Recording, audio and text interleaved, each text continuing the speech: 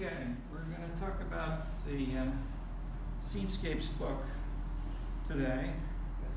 This is the last section of this last work in this section, and I talked about the Tocqueville themes and interpretations in the last one.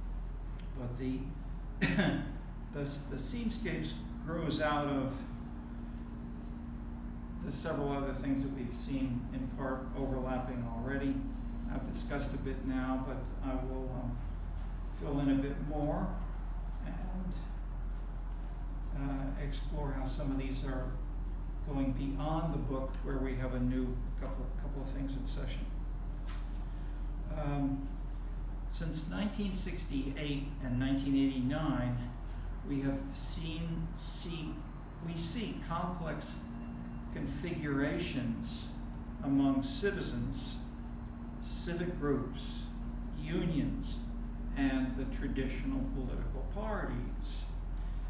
And what's complicated is new types of groups and political leaders press for more ambitious policies in some cases, like diversity and immigrant rights, which are hot topics in Western Europe and North America right now. So the new social movements, environmentalists, feminists, human rights, paved the way in the 1970s, but the 21st century went much further.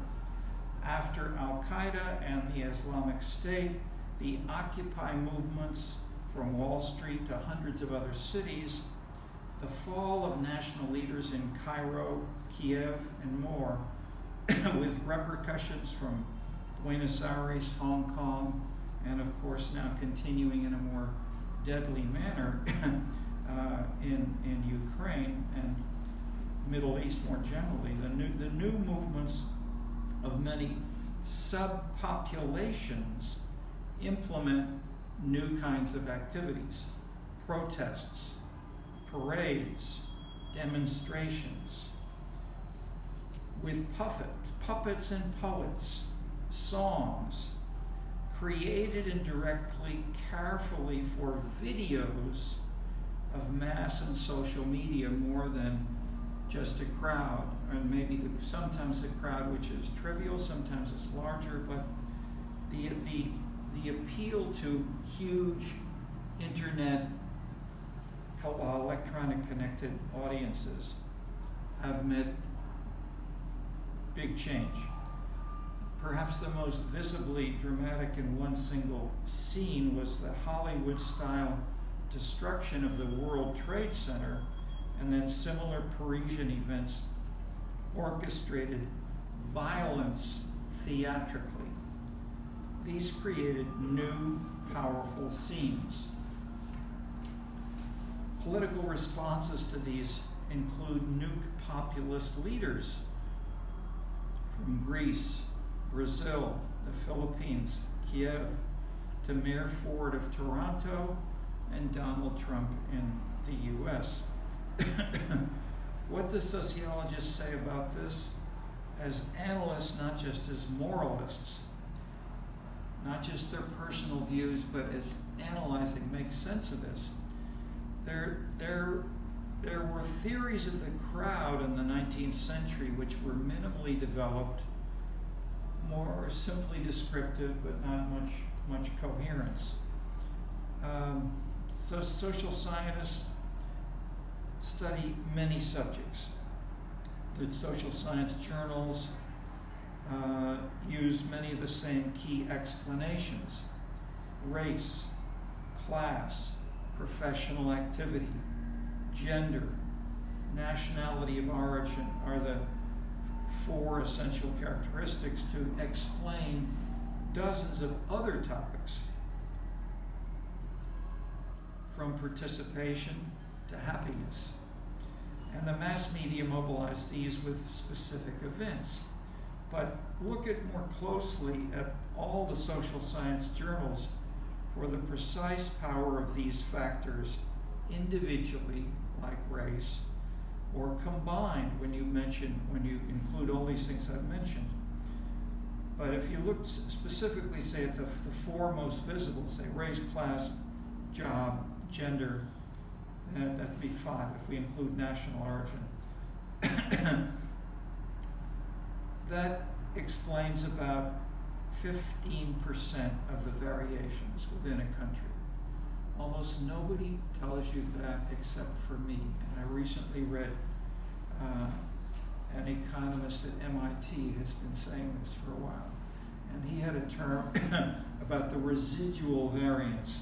The residual means the difference between 15% and 100, which is 85% is not explained by these things which are right in the headlines, which everybody talks rhetorically as if this is everything driving us. This is our politics of today. These points are detailed in my books on the city as an entertainment machine and the new political culture, and more throughout here. So one thing, don't forget, you heard just 15% is what you hear. You don't hear that it's only 15%, but I'm giving you the footnote, which may be there if you dig out in some studies which do the kind of research which give you that. And if you don't see it, ask. And I've done that to some public speakers, and they say, "Oh, well." I said, "Well," you say, "Well, I didn't report that." Well, I said, "Well, if you had done what the simple number is called an adjusted R squared, a big R with a little 2, and with a bar at the top. What's an adjusted R squared?" And that's question, Anthony? So presumably the race class, jobs, and gender would be, so presumably there would be the largest variations then. Not necessarily. Okay. Well, no, That based on the rhetoric, yes. We would think so, yes. Sure. Then I would just think of like other, classes that we've then presumably like location, culture especially seems to be something that was covered a lot that is never really addressed, I feel, in media generally. Really, like just differences in like just differences in like location and culture, like on the local level, I guess. Yeah, you have specifically in mind, mean either country or regions like Elazar's north and south. That's what I was thinking. Exactly. Now, I would say that's a hopeful big takeaway for you from this course. That which is not to expect. I mean, a corollary is don't expect more than 2 or 3 or 1% more. If you've already got some things there, we've got the classic things that people are talking about. We can't expect to change it dramatically, but if we have little bits with theory pieces and combinations, ideally we might be able to explain everything. But of course, if we get down to, well, many of these are based on what are called national sample surveys, sampling based on the representativeness of the general population. So you take all the names and you just take randomly the names of people, say about maybe adults, something like that. If you want to go down to a neighborhood or to one city, but you come to my neighborhood of Bronzeville, traditionally lower status African Americans has now become more diverse economically, but as in that sense, we may find that some of these patterns differ within that one neighborhood. So we could make a stronger model within that neighborhood if we try to specify there. On the other hand, if you sample people, if you representative of Bronzeville, you're likely to get less variation in certainly in race. Most everybody's black. So the biggest factor in American politics still for voting and for political party affiliation is race. And another question we put with that is, where does that come from? Slavery. Where was slavery invented and a critical part of? I mean, it goes back to the ancients, the ancient Greeks, the Egyptians. They built They built the pyramids with slaves. Yeah. Real quick, so when you say race, like the most significant predictor of different political needs there and stuff, is that like controlling for like effects on like class and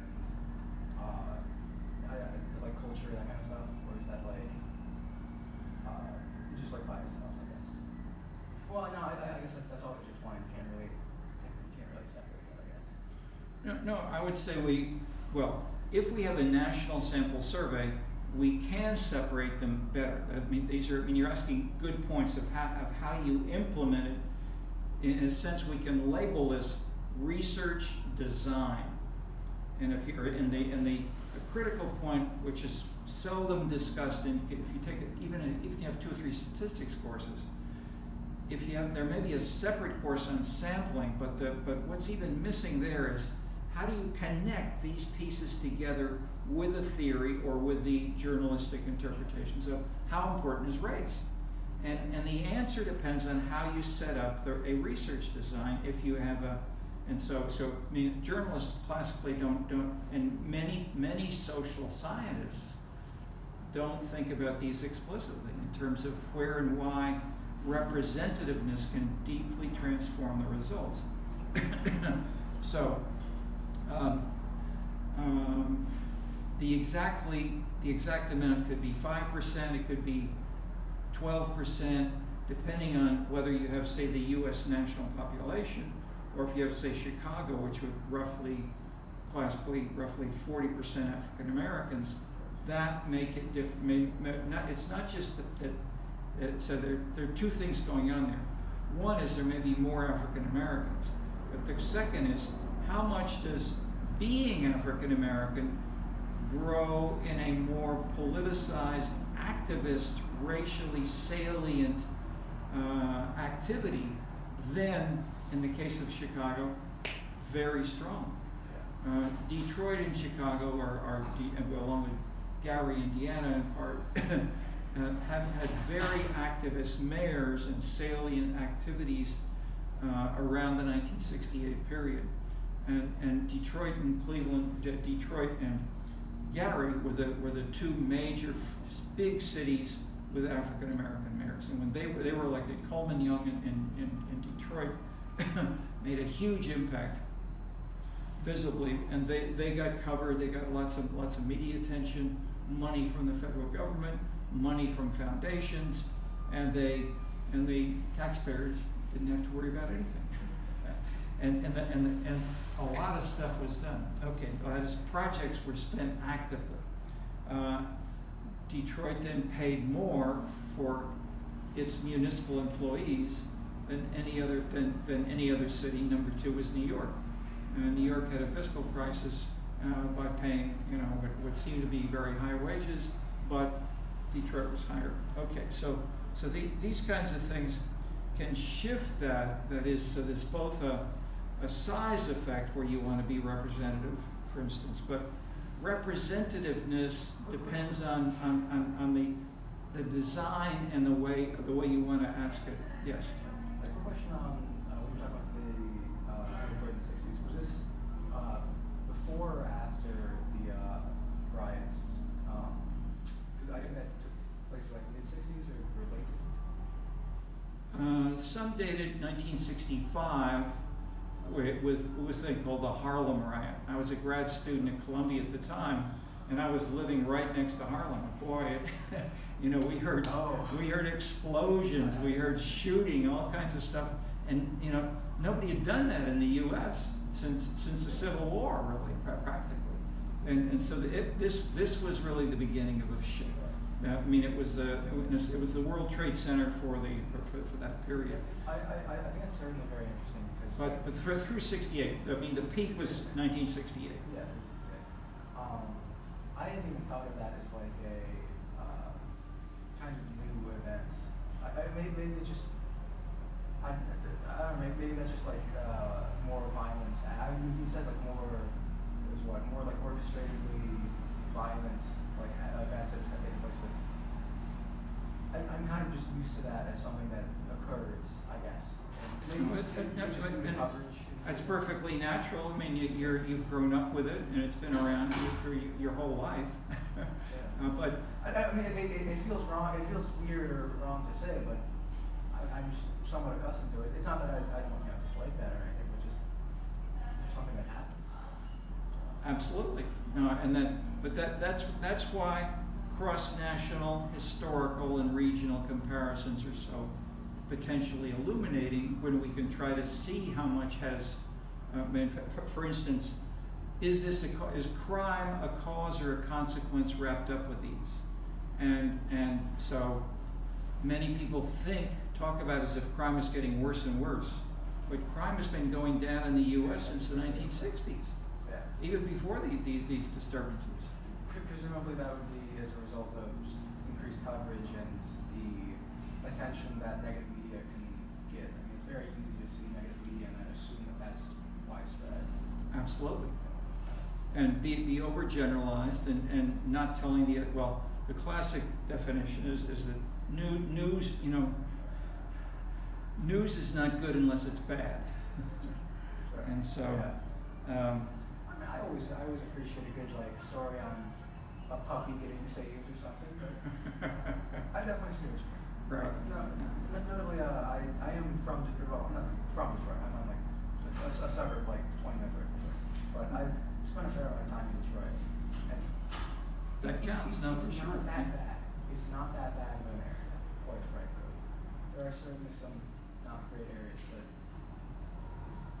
it's a relatively not very nice. But it's a relatively nice city. I don't know. Okay.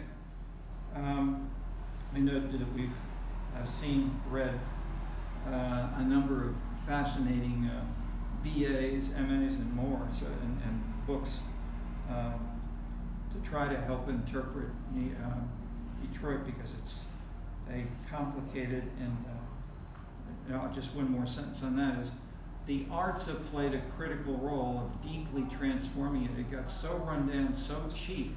You could move in from Germany, from Argentina, and have a dirt cheap house, and then paint the whole thing purple and yellow. And the police, the zoning people didn't say a thing. And so artists were doing that kind of stuff, and getting and building up a new, slightly middle class, if you will, set of group of artists, and that in turn is spilled over into sports, big and other things. But go ahead. I know it's supposed to be the last sentence on it, but this is an interesting thing I found in Detroit, where there was this very large abandoned train station for a very long time. But it was covered with, of course, there was a lot of just general graffiti, but a lot of just very good art in general. And it was, to me, very representative of what Detroit was for a very long time, with just a ton of very stunning art, but of course there's no money in that. It's a broken down, crumbling railroad building, of something that used to be very successful and bustling, and now it's crumbling, but there's still sort of like a passion to it. There's sort of that art that was there. And very recently, I think like the past year or two, I think it's now been torn down and is like the Ford headquarters. So I think it's like an interesting representation of the direction Detroit is going in. I have mixed feelings about it, because on one hand it's going in a positive direction, but I don't know, it kind of represented a certain soul to me. Well, artists have been, are sometimes called urban pioneers, and came in part for the low rent of we call sometimes a transitional neighborhood, and that can attract people with like grad students, low income folks, and artists are lower in income often in general, and then along with grad students are lower than most of the people who get welfare and get governmental benefits and from the lowest income persons. But that brings in, if you don't have much cash coming in at all, then finding a place like Detroit. And then little neighborhoods in Brooklyn used to be lower status, attracted people out of, totally priced out of Manhattan, and of course the Wall Street attracted areas and Soho, Greenwich Village. So Brooklyn is, and now Brooklyn's become very, very, but the one MA I read was on specifically Brooklyn in its dynamic and the role of the arts was a critical, positive participant. Okay, where and why and how will continue along with the other factors, but we got to this from the general point of the modesty of most results by many talented commentators of big social changes. And we talked about race, class, gender, but the occupation part was stressed, for instance, by Pierre Bourdieu, Bourdieu, and Jean-Claude Passeron in their book, The Heirs, Heirs, and the book Distinction by Bourdieu. Paul DiMaggio, Sharon Zukin, and many others write as if things are quite deterministic, and in these cases they're socially critical, and build on a somewhat, or we talk about them as a New York or Paris school of, in contrast to the Chicago school, but there tends to be a sort of moralistic, critical perspective which drives a fair amount of this. For most, without very much careful quantitative analysis. And DiMaggio can do some, he knows how to do it, but the rhetoric of most of these smart people is to not tell you that this is only 15%. Especially if we spread out, for instance, to comparing nations. And yet, a great way to studying cities and neighborhoods is a way to analyze and sharpen the subtleties without having to travel around the entire world. If you look more closely in a place like Chicago or immigrant city like Toronto, where you've got a lot of neighborhood variations. Hand up. Sorry. Sure. That's partially, mainly focusing on the 50%. You think that's most likely just due to the more relative ease of studying that with of researching it? Sorry, I don't quite follow. Try to add another sentence or two. Sorry. The 15. No, go ahead. Yeah. Like the 50%. Do you think that to be, essentially focused on just due to kind of an ease of studying that, or just the general rhetoric? No. The key thing is this is not just news about politics. Okay. This is within biology, trying to explain heart attacks. This is about engineers trying to measure trains and train wrecks or something like that. That is, lots of these things. These patterns of roughly 15% are found in many other fields, not only in social science and biological science, physical science, and most of life is more complicated than those simpler theories that we start with from Newton onward. So Newton again. All right, that's the simple answer. I mean, I would say it's a sad, difficult, hard thing to know how to disentangle, and instead of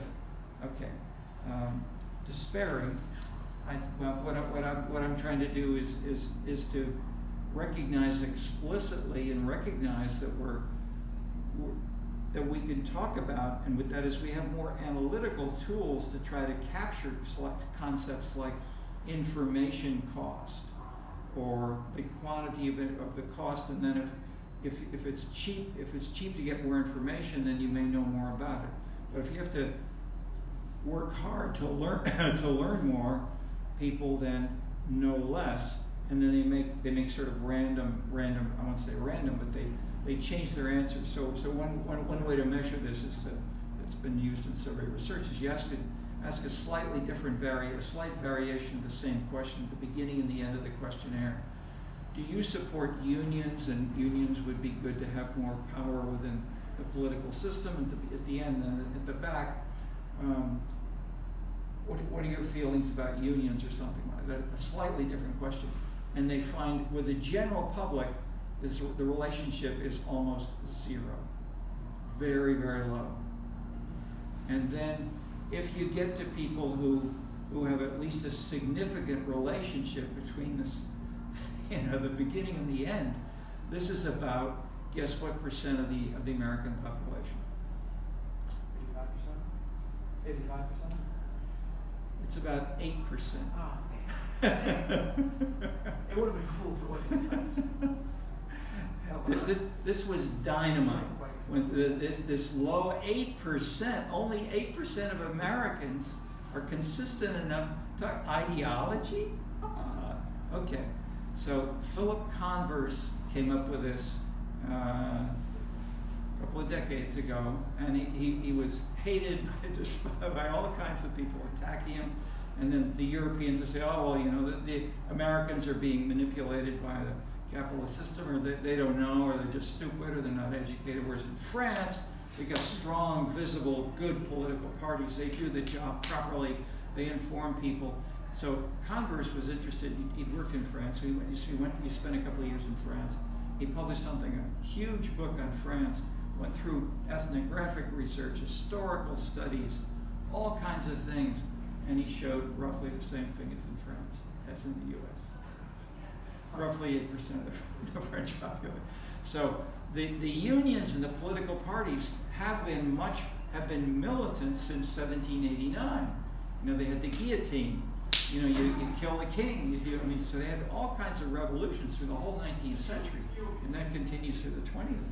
But it's a small crowd who do that. So that has lots of things to explore. A few persons are stressing new topics and processes beyond the traditional.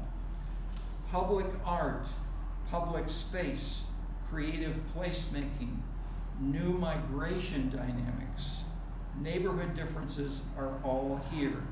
And in this spirit, my first goal is to offer a list of concepts we can help specify the dynamic processes, especially urban, and to second, sketch an approach which joins many more specific processes, and third, show some results comparing cities around the world.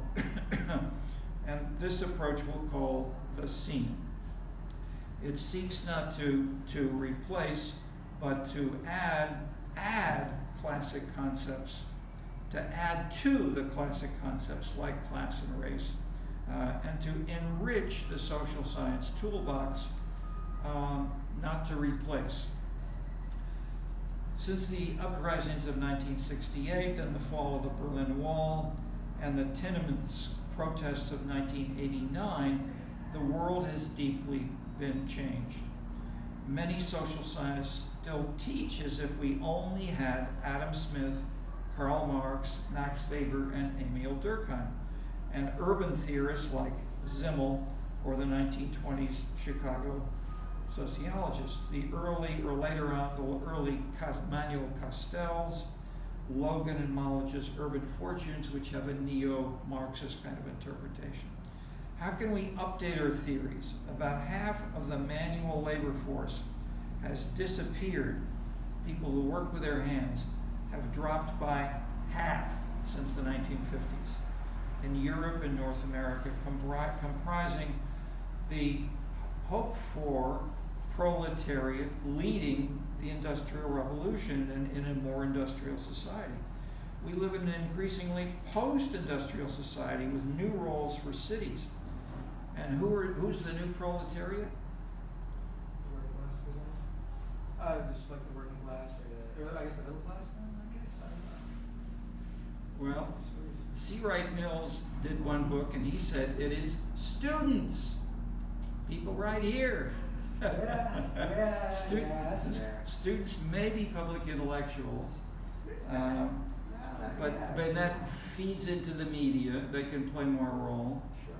That's answer one. Answer two is Dahl's pluralism, that they're all different kinds of participants, and we can't really expect one driver of anything unless we live, right next to a factory in a factory town like Gary, where one might expect steel, or it used to be. Why might students be important in particular? Insofar as we live in a so-called post-industrial world, students are exposed to the goals of creativity, ideas, culture have become essentials, not just for passing exams, but for thinking about and interpreting the world of which we're a part, and to catch up with, help both learn more and help improve journalists and some urban political leaders. I've had a number of mayors I work with who get MAs in public administration or public policy or something like that while they're mayors, so they're getting, they want to keep up with the people who ask the questions, and they're getting smarter all around. Chinese designers, Korean and Japanese cultural politics are transforming the entire Asian export production economies and central planning, which were so successful after World War II until recently. Question? It's interesting that you know the students as important as like the new proletariat sense. Student as what? You said the students are like the new proletariat sense, correct? But I'm saying this is one answer, and the person who proposed it actively was C. Wright Mills. So Mills really stressed this. Other people will disagree, and so there've been books on that, and so there's, for instance, Daniel Bell and Seymour Martin Lipset will explicitly disagree with C. Wright Mills and say it's more diverse. Sure, I just think it's an interesting concept. Given I remember it was in a previous class where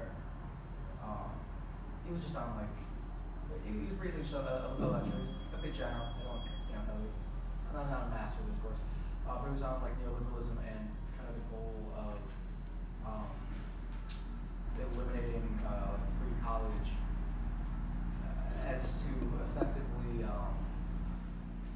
force students to focus more on their studies and less on these sort of same ideas of creativity and ideas, I guess.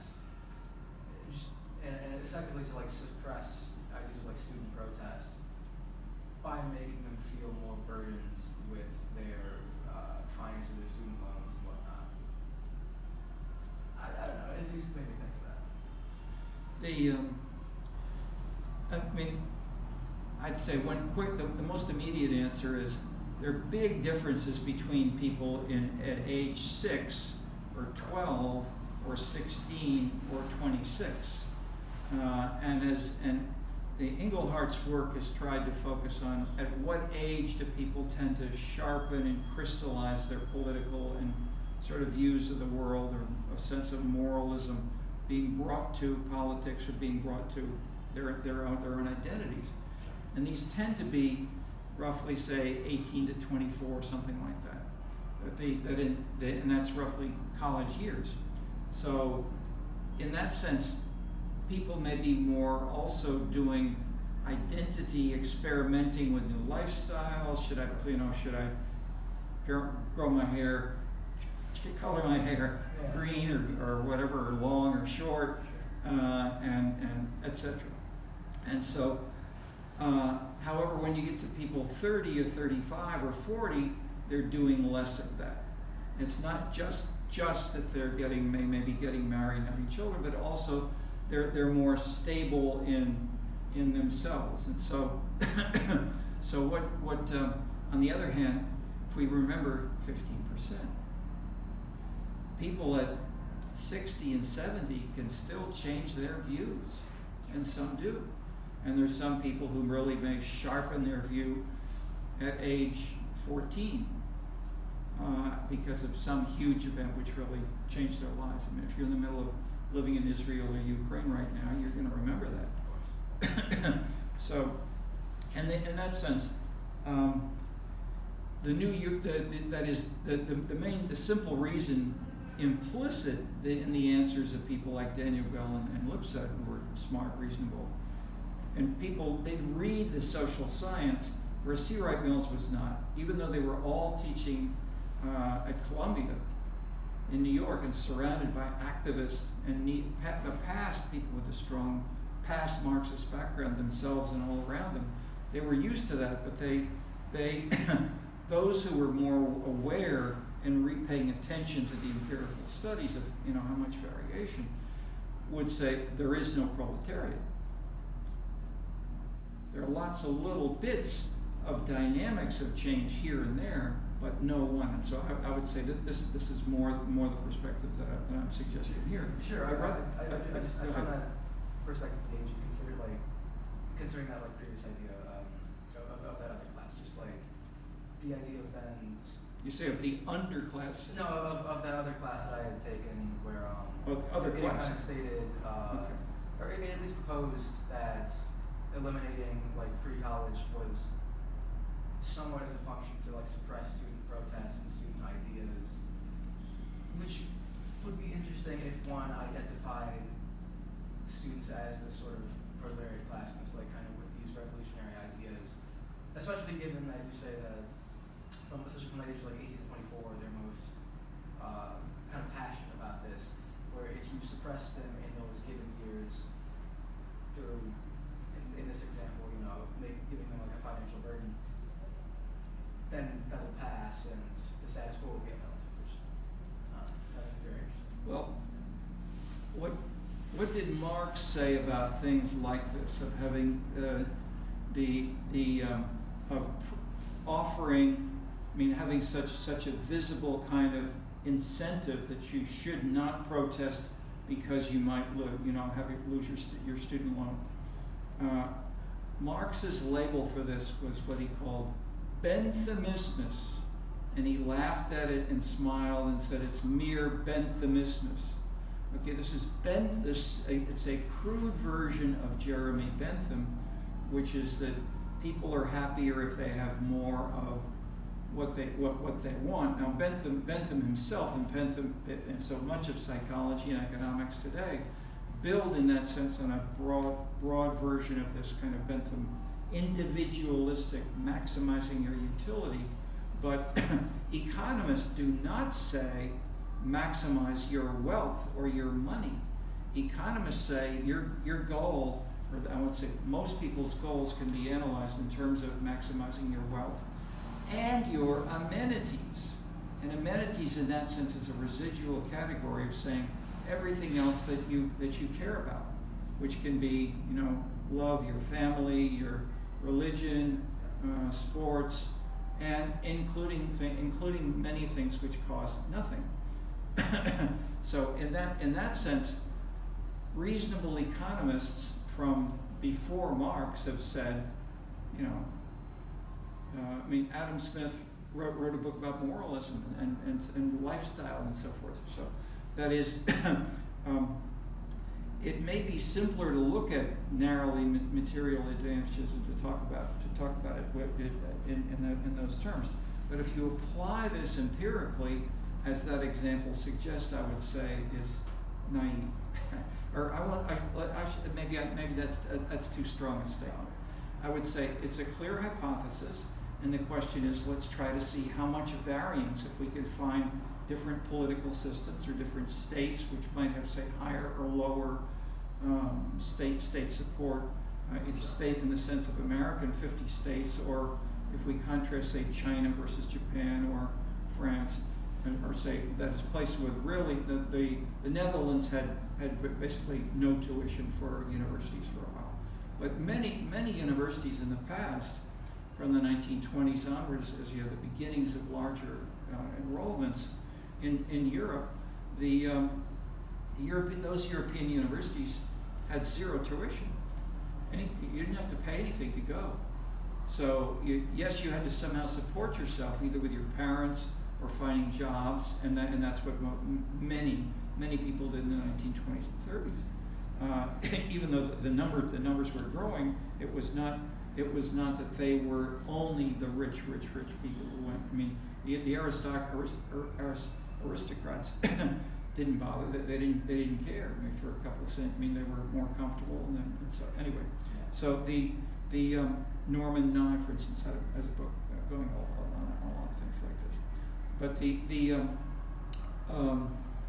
so one answer is 15% is unlikely to, and so if you're only doing 15%, should you bother to really try to say we're really going to silence students?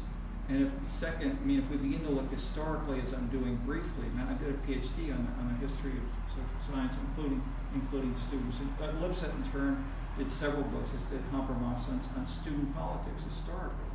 So Lipset did a book on the history of Harvard, and it was in the early years of Harvard. I think it was in the 1680, something like that. Near the beginning of Harvard, all the students got upset, and so they went on strike. Students didn't go to class, and so so Lipset then,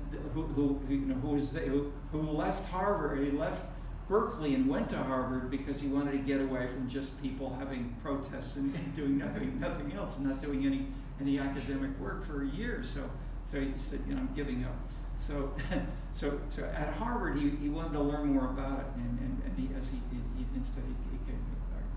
He was a New Yorker, and so this is what he could find the elements of protest, but by no means did he suggest that there was nothing but protest, or that changing tuition or things like this was okay.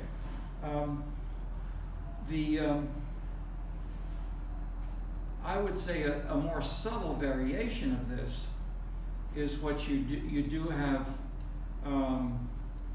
in places like China, where there's a strong state and a strong set of activities, such as what you may have and so here critical distinction between the ages. So if you're talking about the history book for people who are 14 years old, that's one question. When you get to people who are in college, say in your third, fourth year of college, you tend to get, I certainly felt a very different kind of view of what you read about in history as you get it. You read different kinds of books in that sense. The government role is talked about today actively as cultural policy. And the Chinese spend a massive amount of money for theater, for the arts, for giving people free books, for giving all kinds of things. And clearly they do have more censorship than we do in the US. On the other hand, compared to 19th century Germany and France, a lot of stuff was censored all the time. There were many books that were you had books were supposed to be reviewed before they could be published, and if people published them without being reviewed, they'd seize all the books, burn them, and that happened all the time. And so Marx was kicked out of Germany, one city to another in Germany, and went to Paris, and then kicked out of there. So he went to England. So in that sense, we have around the world, we have big, diverse factors which we can at least also use as a natural experiment to test a hypothesis like this. And ideally then, and have it's not just having one factor or one kind of element, but smart governments or smart people and leaders are that is, I've had maybe 90 people who come from China, and several of them. For instance, one guy was dean of the School of Marxism and the School of Philosophy in a major university, and he'd been active in government rather than more of an academic background. But he was very interested in the same kinds of things I'm talking about right now. And so in that sense, the Chinese are more and more sophisticated as they have more and more people who are highly educated and who are also, I won't try to simply summarize except to say no one factor is going to explain one thing, and especially because we have many different subpopulations within China as well as around the world. When we got to, there are classifications, and I'll pull it just one sentence there. When we go back to classifications, say totalitarian political systems like Hitler and Stalin, that was quite different. But we get to authoritarian leaders, maybe more close to what we have in several other countries of the world now, Turkey, China, perhaps Soviet Union, but they don't send up thousands of people to concentration camps and so forth.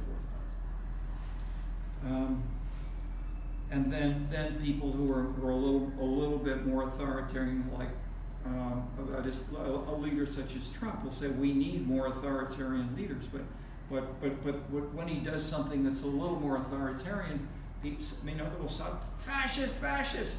And then you say, how's he compared to Mussolini and Hitler?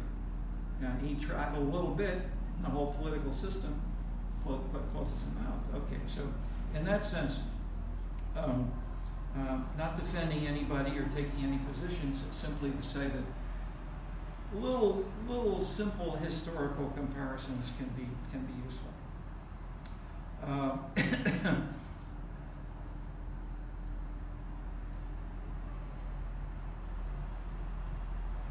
One day when I was a student in Frankfurt, Germany. This is the head of the head city for the ideology of the student leaders in 1968. Adorno and Horkheimer. Adorno said to the class, "You felt Hitler's boot." But Horkheimer and I went to the US where it was even worse. People there did not realize that they were forced to smoke cigarettes, see Hollywood movies, and ride in big cars and lead a lifestyle imposed by advertising. Quote unquote, basically. They wrote a paper which said basically the same thing. The title was on Hollywood, basically. And this famous paper, I will still quickly add that the second face of Adorno is and was that of a subtle critic and a nuanced, atonal composer. His writing of original music himself, his musical criticism was highly sophisticated and subtle. And that's mostly what he wrote and did. And I would say we try to build on the aesthetic and emotional power of the arts in our central thinking to better interpret how cities and citizens do so today. And why did Adorno stress advertising so much? Question. Relates to your points before about that. That is, instead of having money or whatever, the control of trying to quiet down students, the analytical linkage which Adorno stressed, or Adorno and Horkheimer both co-signed, is that it makes a direct linkage between capitalism and the consumer. It destroys consumer autonomy and individualism. And for a crude version which Marx himself denied and which we would call Benthamismus.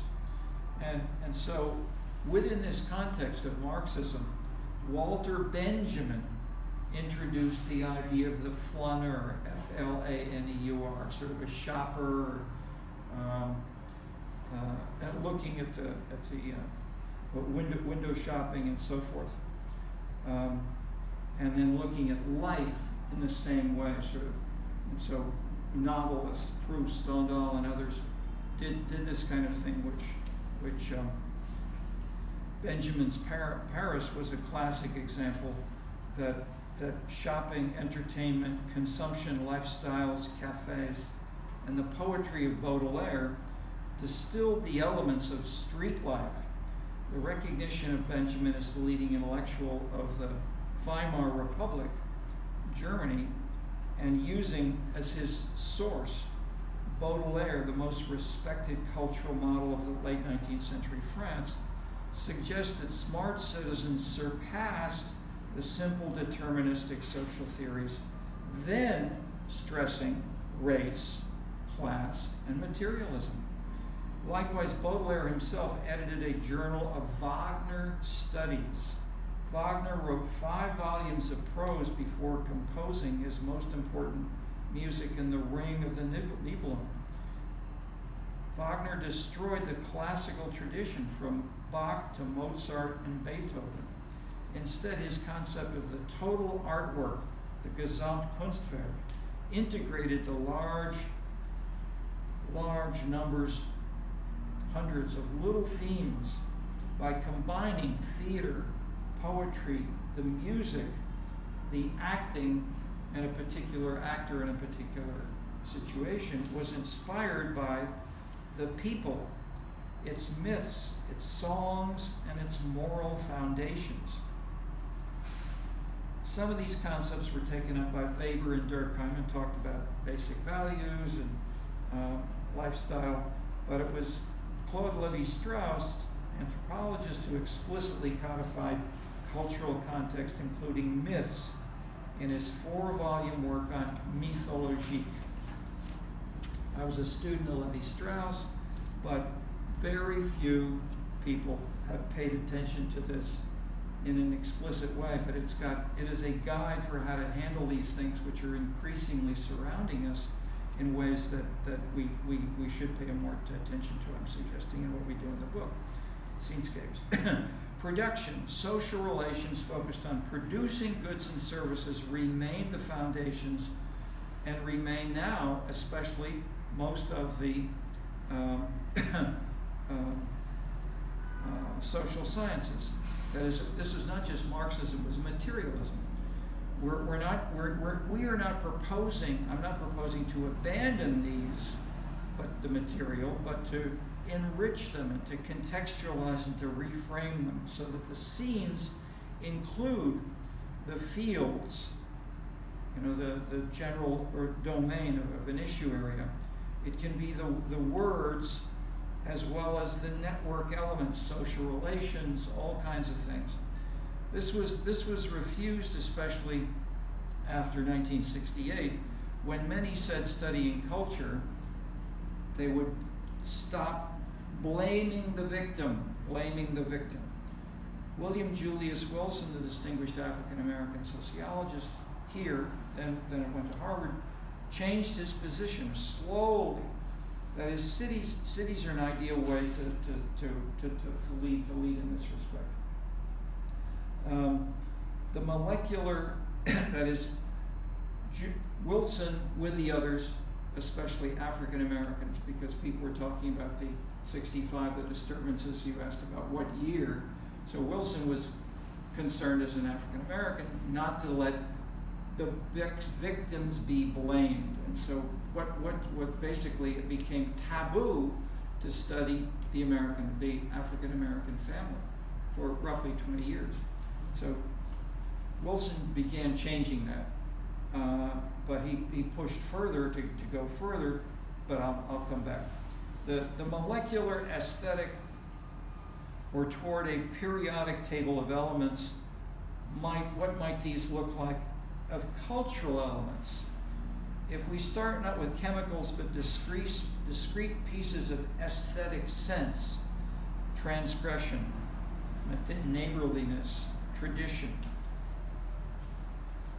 Since the same aesthetic dimensions are potentially present in all empirical scenes, but vary in intensity and in positiveness, are they seen as good or bad?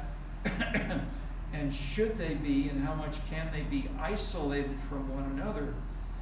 then we can try to study them as a science. Every pure, ideal, typical quality, local authenticity, transgression, self-expression, has its own character. An empirical city or neighborhood is a unique combination of multiple abstract dimensions of scenes. 15 are what we use here, and how do we identify these deep structures of scenes?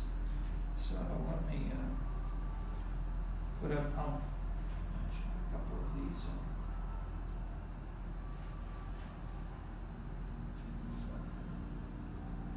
Okay, this is clearly there are more other names here. If I try to get this to show.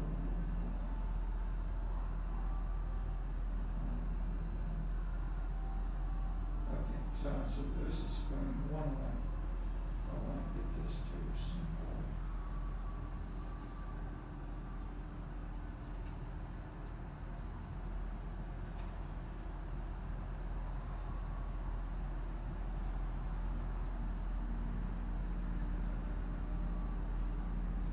So this is okay. More Asians at the bottom. They join later. And if I flip this briefly, whoops. What am I doing wrong?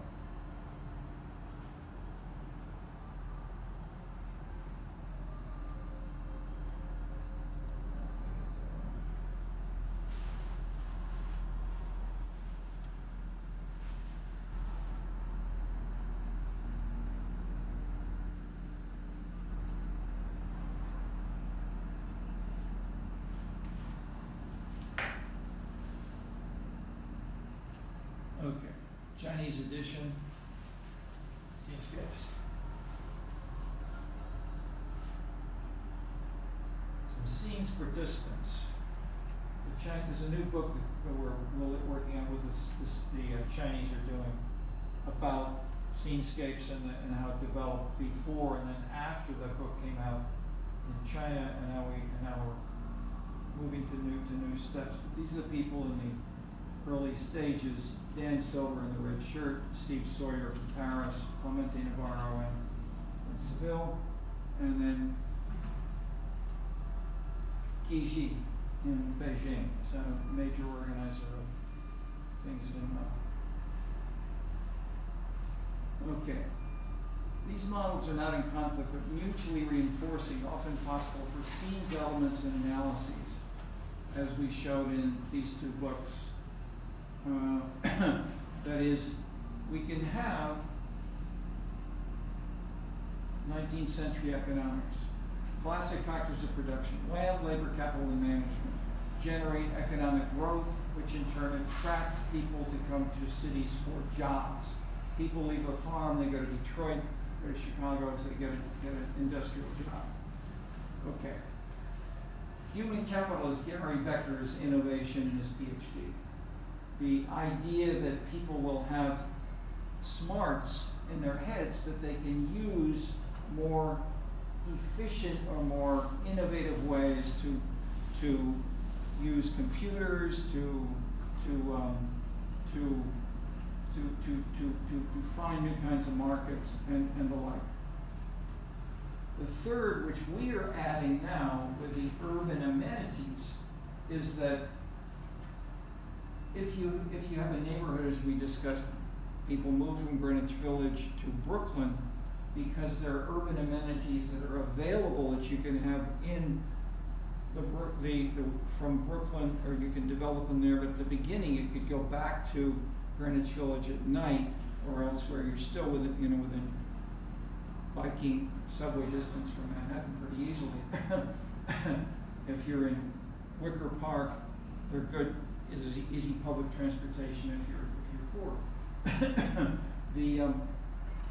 The urban amenities attract human capital, such as artists who come from Germany and go to Detroit, and so we get more human capital which comes to Detroit, and then that human capital, if we get more and more of these people, let's say in Wicker Park, as has been studied in the book by Rich Lloyd, these in turn bring stockbrokers, lawyers, accountants, who want to have a little bit of lifestyle that's more bohemian. They don't want to live in Lincoln Park or the Loop, so they move to Wicker Park.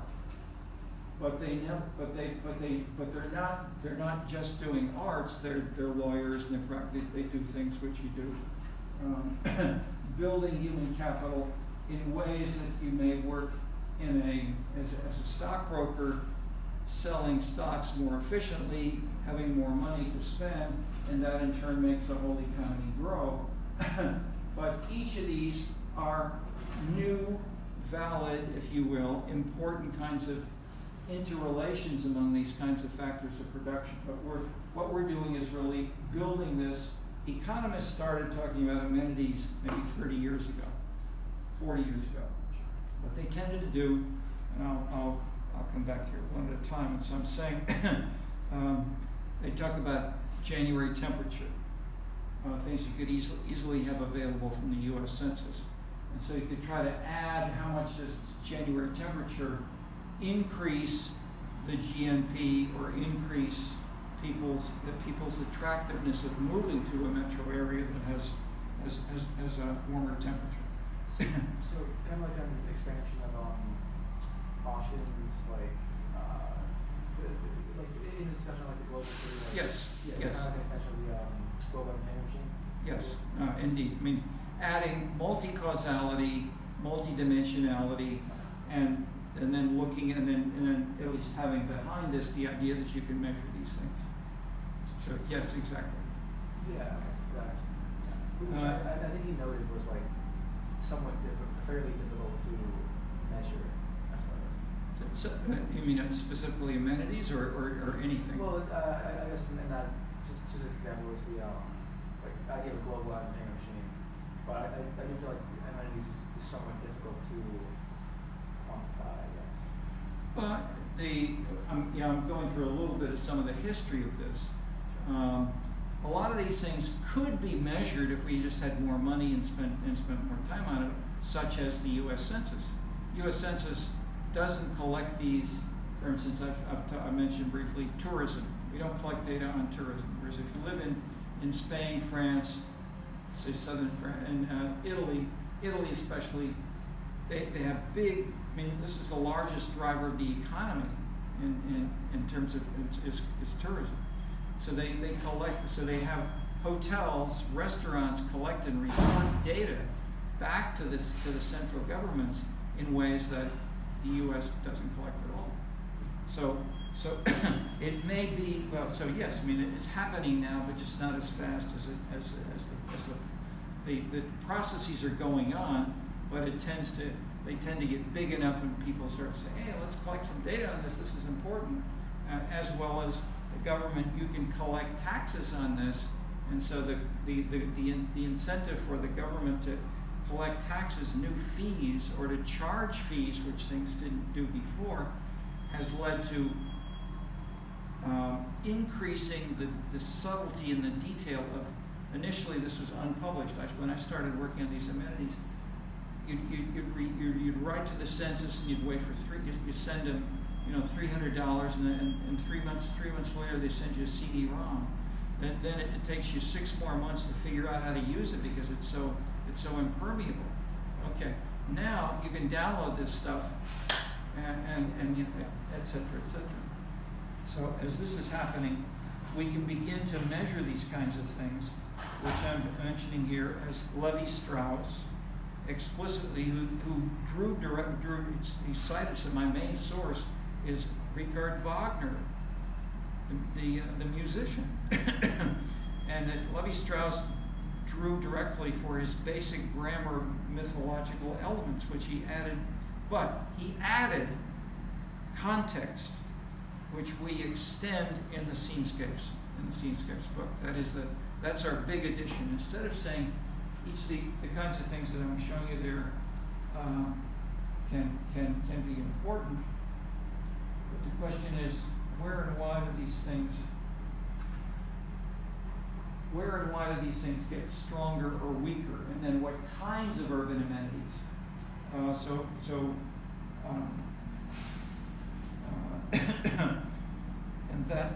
So the a similar sensitivity is found in some of the classics in social science, such as Max Weber's Protestant ethic.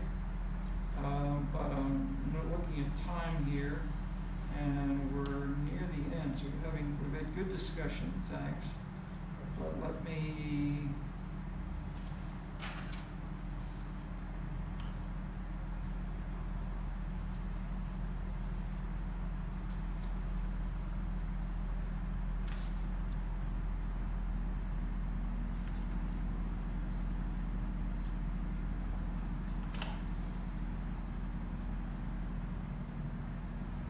I'm putting off the new political culture, which we'll talk about in another week or so, but that historically feeds into these kinds of changes, and there are about 20 propositions there. That in turn is one piece which led to the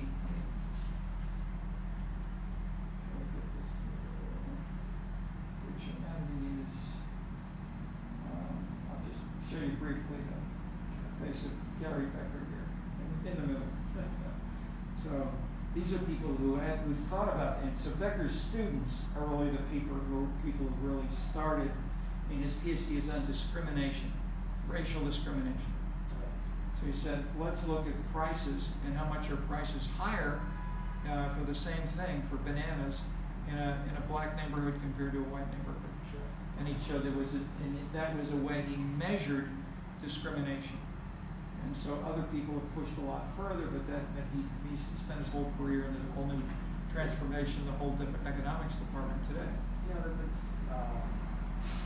because like I said, I don't live within Detroit or anything, but like I've certainly been around some like Detroit neighborhoods, and there'll be some areas where the only stores open, or the only like businesses left open, will be the post office and the liquor store, and the only source of groceries.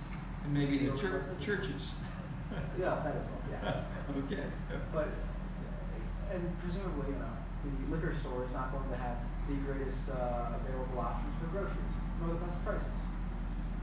But that's the only options. Okay. In that neighborhood. Well, yeah, of Yes. course not Yes. but No, for sure. No, but that, and so in that sense, you can, if we have, say, more transit, how much may that affect other things? I said this, that utility equals income plus amenities.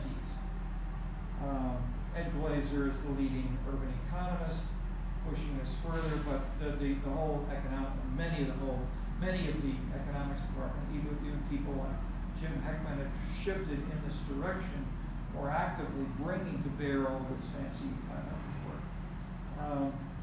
So one big point I'll end up here for now is which amenities attract talent, and the rise of the arts is a big new set of things. So we have arts informing aspects of lifestyle in such things as parks and cultural activities, neighborhoods, home decoration. So the painters paint their own houses outside, clothes and food style, music and identity activities. The economy is less production and more consumption specifics, like car design, anti-car bicycles, walking, restaurants, cafes, niche marketing, governments and civic activities, less conflict in state rewards, less clientelism, weaker political parties, stronger social media and citizens, more civic organizations and members, nationalism, legitimacy via symbolic leadership, as a spectacle like parades, Olympic Games, libraries, and cultural centers.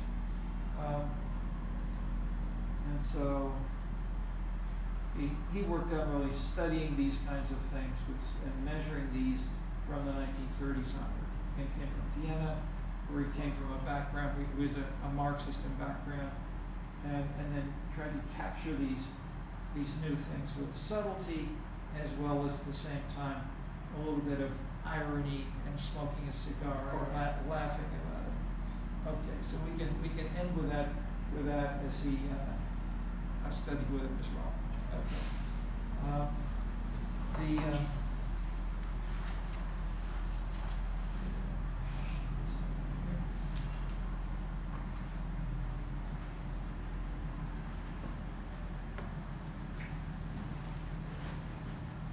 next week, we'll address the kind of modern political climate or political movements. Yeah, I think we'll have the new political culture is one of the main readings, but these kinds of things each sort of build on each other. And if there's some things that you'd particularly like me to try to talk, and if that one you did a great job holding the fort here for good discussion. Yeah, because I was thinking of, well, because of course, like a lot of these things that we've been introduced to, of course, but like, I mean, the idea of kind of modern societies and presumably the. You say honor society? No, like modernized society. Modernized. Oh, sorry. Okay. Postmodern